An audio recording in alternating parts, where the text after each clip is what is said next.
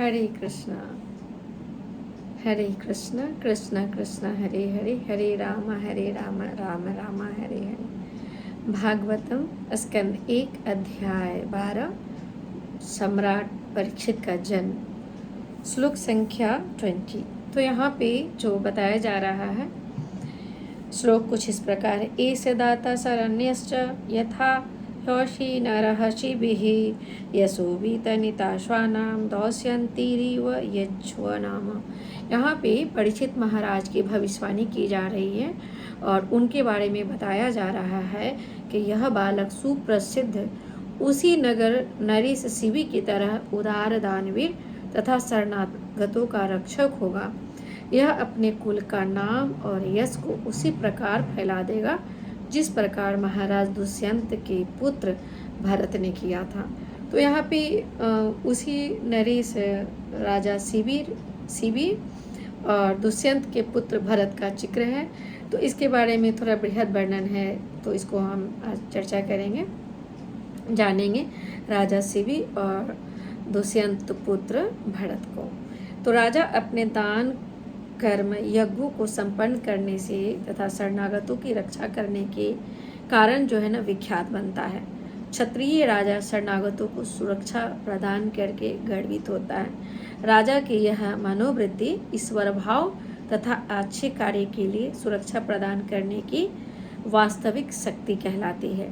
भागवत गीता में भी भगवान जीवों को उपदेश देते हैं कि तुम मेरी शरण में आओ, मैं तुम्हें समस्त सुरक्षा प्रदान करने का वचन देता हूँ न। सर्वधर्मान परित्यज्य मामेकं शरणं व्रज अहम त्वं सर्व पापेभ्यो मोक्षयिष्यामि मा शुचः।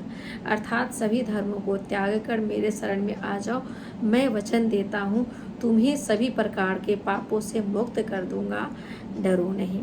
तो भगवान सर्वशक्तिमान है और अपने वचनों के पक्के हैं, अतएव वे अपने विभिन्न भक्तों की सुरक्षा प्रदान करने में कभी नहीं चूकते। राजा भी भगवान के प्रतिनिधि होने के कारण अपने प्राणों की बाजी लगाकर शरणागत की रक्षा करते हैं। यह राजा का कर्तव्य है और राजा की यही प्रवृत्ति होनी चाहिए। उसी नगर नरेश महाराज शिवी महाराज अयाति के घनिष्ठ मित्र थे। वे महाराज शिवी सहित स्वर्ग पहुंचने में समर्थ थे, अर्थात वे अपने भगवत भक्ति से इतने उनकी योग्यता थी कि वे स्वर्ग पहुंचने में समर्थ थे। महाराज शिवी को ज्ञात था कि मृत्यु के पश्चात उन्हें स्वर्गलोक में जाना है और स्वर्गलोक का विवरण महाभारत आदि पर्व में दिया गया है। तो महाराज शिवी इतने दानी थे कि वे स्वर्गलोक में अपने स्थान को अयाति को दे देना चाहते थे, लेकिन अयाति ने उन्हें स्वीकार नहीं किया। अयाति अष्टक तथा अन्य महर्षियों के साथ स्वर्गलोक गए। तो शिवी जो है अपने मित्र अयाति को स्वर्ग प्राप्ति का लाभ देना चाहते थे, लेकिन वे उन्हें स्वीकार नहीं किया। अयाति अष्टक तथा अन्य महर्षियों के साथ स्वर्गलोक गए। ऋषियों के पूछे जाने पर अयाति ने स्वर्ग जाते समय उनसे शिवी के पुण्य कर्मों का वर्णन किया। वे यमराज के सभा के सदस्य बने जो उनके पूज्य देव थे। जैसा कि भागवत गीता से भी पुष्ट होता है कि देवताओं की पूजा करने वाले देवता को देवलोक जाते हैं, यान्ति देवव्रता देवान, अर्थात देवता पूजने वाले देवलोक जाते हैं। और यमलोक क्या है? देवलोक ही है। तो अतः महाराज शिवी उस लोक में परम वैष्णव ज्ञानी यमराज के पार्षद बन गए। जब वे पृथ्वी पर विद्यमान थे तब वे शरणागतों के रक्षक तथा दानी के रूप में अत्यंत विख्यात हो चुके थे। एक बार स्वर्ग के राजा इंद्र और अग्निदेव ने बाज और कबूतर का रूप धारण किया और बाज कबूतर का पीछा करते हुए आया। तो कबूतर क्या है, राजा शिवी के संरक्षण में उनकी गोद में आकर बैठ जाता है। और जब बाज यह देखता है तो बाज यह कहता है राजा से कि यह मेरा शिकार है, यह मेरा भोजन है, इसे आप मुझे दे दीजिए।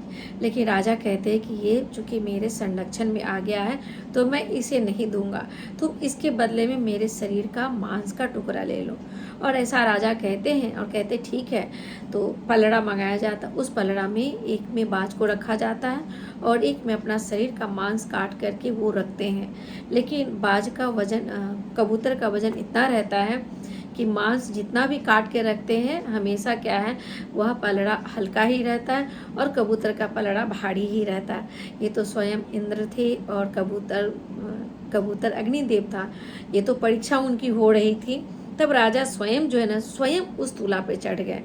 अब सोचे कि मांस काट काट के मैं दे रहा हूँ, लेकिन क्या है, वजन तो कबूतर के बराबर नहीं हो रहा है।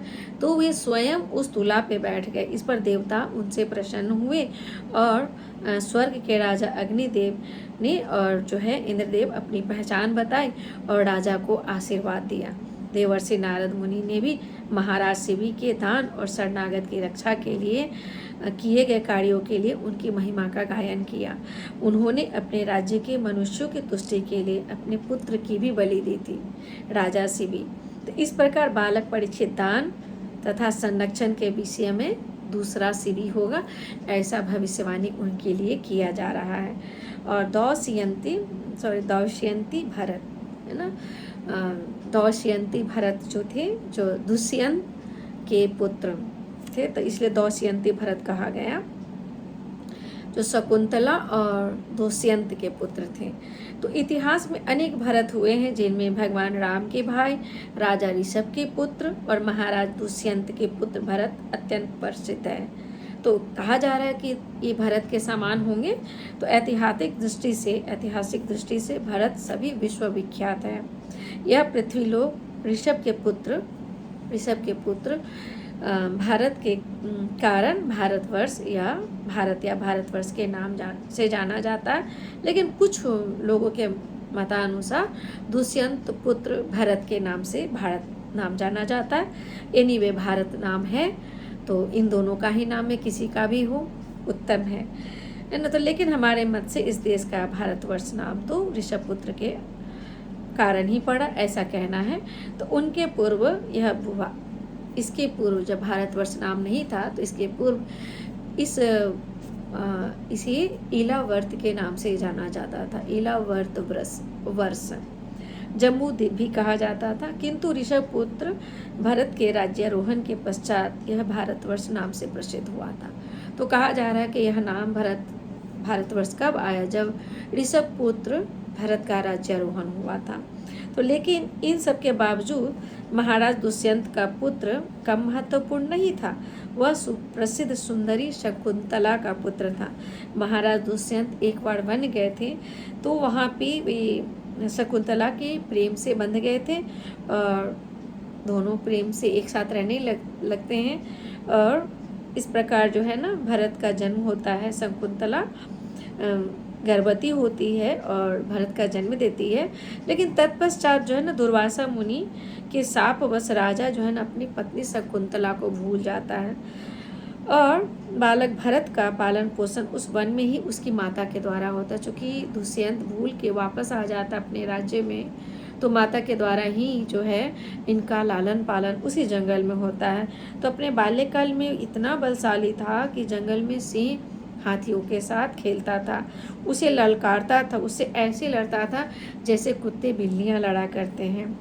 अत्यंत बलशाली होने से यहाँ तक आधुनिक कथाकथित जो आजकल टार्जन की बातें कही जाती, उनसे भी बढ़कर होने से वे वन के ऋषिगण उसे सर्वदमन कहते थे। तो इन दुष्यंत पुत्र भरत को सर्वदन कहते थे, सर्वदमन, सबको दमन करने वाले, ऐसा कहते थे। तो भरत का पूरा विवरण महाभारत के आदि पर्व में हुआ है। तो कभी कभी पांडवों या कौरवों को भी भारत कहकर संबोधित किया जाता है, क्योंकि वे राजा दुष्यंत के पुत्र महाराज भरत के कुल से उत्पन्न हुए थे। हरे कृष्णा।